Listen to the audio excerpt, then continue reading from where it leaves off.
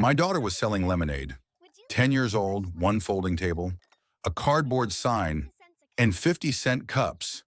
Then the HOA president showed up. She looked at the stand, looked at the kids waiting in line, and said it had to shut down immediately. My daughter thought she was joking. She wasn't. According to the HOA, lemonade stands weren't allowed.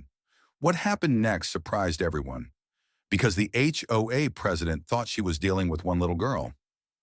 What she didn't realize was that the entire neighborhood was about to get involved. My daughter had been talking about the lemonade stand for weeks. She wasn't trying to become rich. She just wanted to earn some money on her own. So one Saturday morning, we set up a small folding table near the sidewalk, a handwritten sign, a cooler full of lemonade, a few plastic cups, nothing fancy. Honestly, it looked like every lemonade stand you've ever seen. The funny part was how quickly the neighbors embraced it. People walking their dogs stopped by. Parents bought cups for their kids. One neighbor came back twice.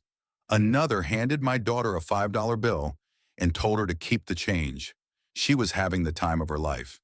By lunchtime, she'd already sold more lemonade than she expected. The entire thing felt harmless, wholesome, exactly the kind of thing that makes a neighborhood feel like a neighborhood. Then the HOA president drove by. She slowed down, looked at the stand, and parked her car. At first, I didn't think much of it.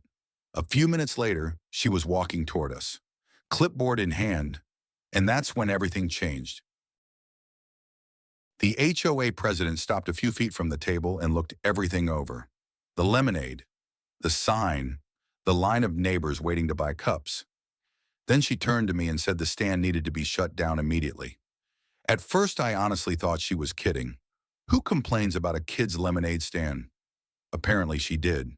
According to her, the stand violated community rules regarding unauthorized business activity. Business activity. My 10-year-old daughter was standing behind a folding table selling lemonade for 50 cents a cup, but somehow that counted as a business. I tried explaining that it was temporary, just a weekend activity, the kind of thing kids have been doing for generations. She didn't care. She pointed to her clipboard and said rules were rules. Then she handed me a written warning. My daughter watched the whole thing. I could see the excitement draining from her face. 5 minutes earlier, she had been laughing with customers. Now she was staring at the ground. That was the part that bothered me most, not the warning, not the HOA. My daughter looked like she'd done something wrong. Eventually, we packed everything up. The neighbors couldn't believe it. People kept stopping to ask what happened. When they heard the reason, most thought it was ridiculous. One older neighbor actually laughed because he assumed I was joking. Unfortunately, I wasn't. By that evening, the story had spread across the neighborhood. People were talking about it in driveways, on sidewalks, in community Facebook groups, and almost everyone had the same reaction. Seriously? A lemonade stand. The next morning, something unexpected happened. One of our neighbors showed up carrying a folding table. Another brought extra chairs. Someone else donated a large cooler. A retired teacher arrived with poster board and markers. Before I knew it, people were helping my daughter rebuild the stand. Only this time, it was bigger. Much bigger. My daughter couldn't stop smiling. The neighborhood had turned the whole thing into a project. Families stopped by to help. Kids made signs. Parents donated supplies.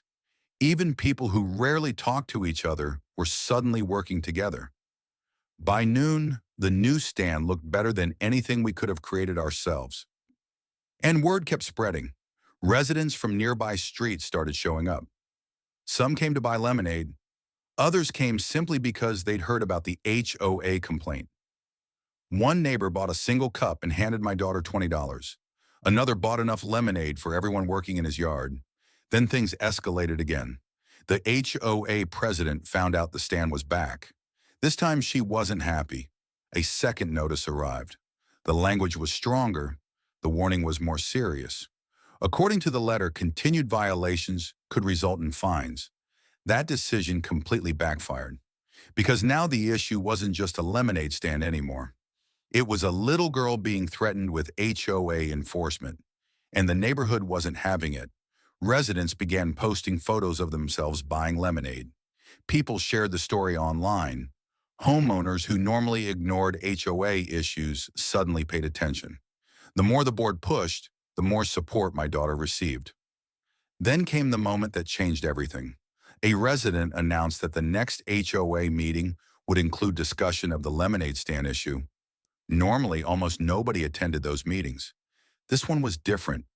People started saying they'd be there. Lots of people.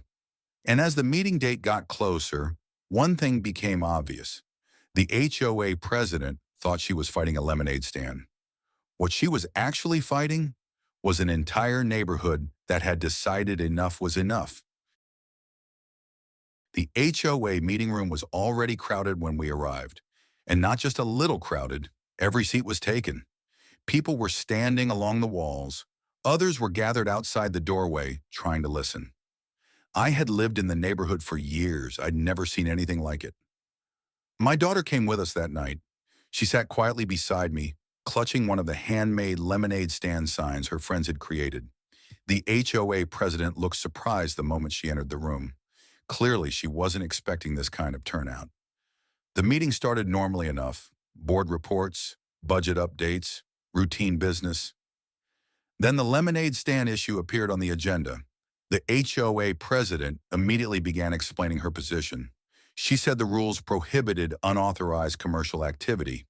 She said the board had a responsibility to enforce community standards consistently. She said exceptions created problems. The room listened politely.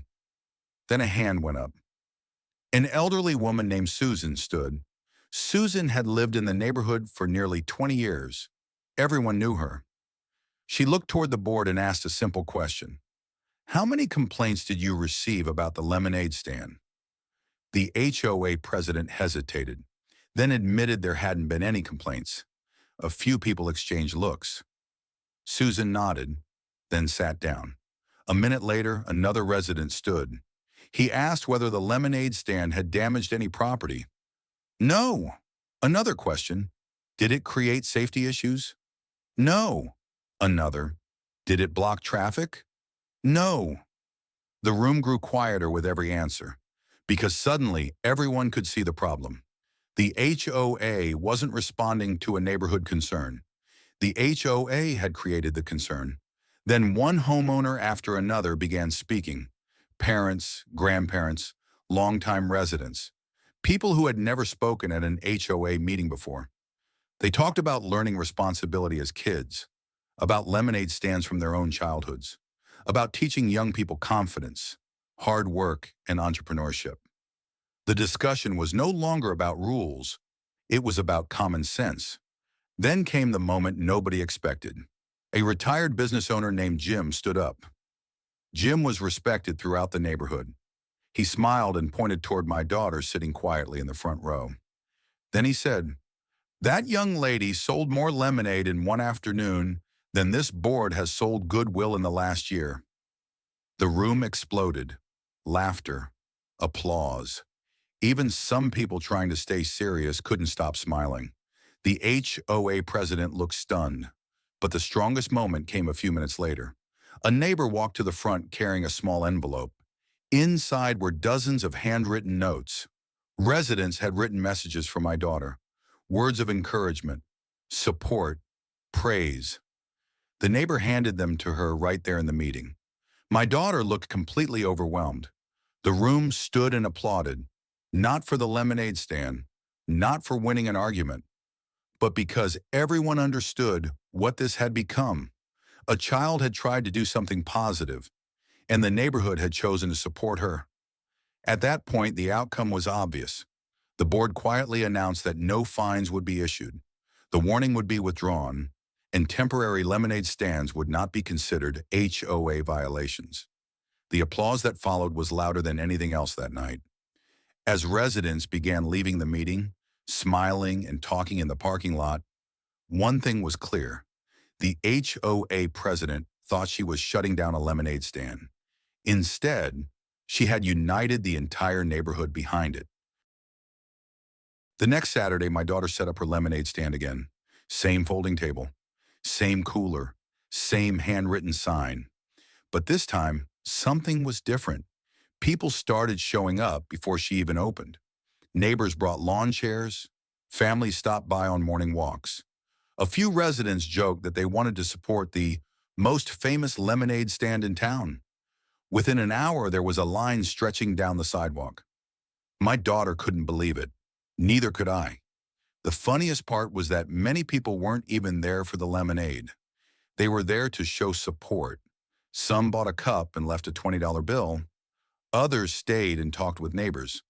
The stand had become more than a stand. It had become a gathering place. Over the next few weeks, the story slowly faded. The HOA moved on to other issues. The neighborhood moved on too. But something positive remained. People who barely knew each other before started talking more. Families became friendlier. Residents who had never attended HOA meetings before began paying attention. And my daughter learned something she probably won't forget. She learned that standing up for yourself matters, but she also learned something even more important. Sometimes people will stand up beside you. Months later, the lemonade stand was gone. Summer had ended, school had started, life returned to normal.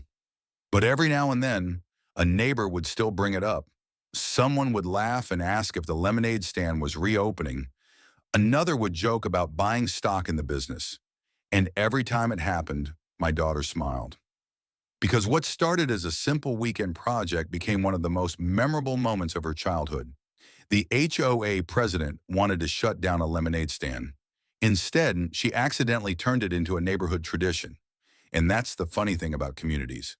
The more you try to stop people from coming together, the more determined they become to do exactly that.